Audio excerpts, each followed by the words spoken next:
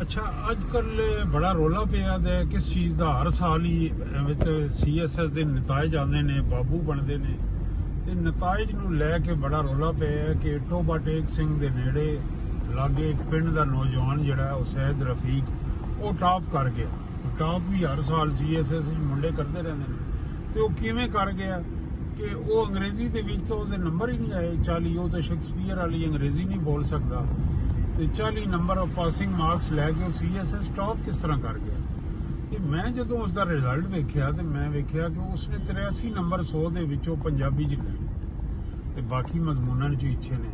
ਤੇ ਇਹ ਪੰਜਾਬ ਜਿਹੜਾ ਸਾਡਾ ਪੰਜਾਬ ਹੈ ਉਸਦਾ ਇੱਕ ਅਲਮੀ ਹੈ ਕਿ ਜਿਹੜਾ ਨੌਜਵਾਨ ਇਸ ਧਰਤੀ 'ਚ ਪੈਦਾ ਹੋਇਆ ਔਰ ਪੰਜਾਬੀ ਦੇ ਵਿੱਚੋਂ 83 ਨੰਬਰ ਲੈਂਦਾ, 80+ ਮਾਰਕਸ ਲੈਂਦਾ ਹੈ ਔਰ ਅੰਗਰੇਜ਼ੀ ਦੇ ਵਿੱਚ ਉਹ ਬਮੁਸ਼ਕਿਲ ਪਾਸ ਹੁੰਦਾ ਹੈ, ਉਸ ਨੂੰ ਅਸੀਂ ਲਾਇਕ ਹੀ ਨਹੀਂ ਸਮਝਦੇ। ਇਹ ਪੰਜਾਬ ਦਾ ਜਿਹੜਾ ਨੋ ਆਬਾਦਿਆਤੀ ਕਲੋਨੀਅਲ ਪਾਸਟ ਉਸਦਾ ਇੱਕ ਨਤੀਜਾ ਹੈ। ਇੱਥੇ ਜਦੋਂ ਗੋਰੇ ਆਏ ਤੇ ਇੱਥੇ ਅਸੀਂ ਕਿਹਾ ਕਿ ਫਲਾਣਾ ਮੁੰਡਾ ਬੜਾ ਕਾਬਿਲ ਹੈ, ਫਲਾਣਾ ਬੜਾ ਕਾਬਿਲ ਹੈ, ਕਿਉਂਕਿ ਫਰ ਅੰਗਰੇਜ਼ੀ ਬੋਲਦਾ ਹੈ।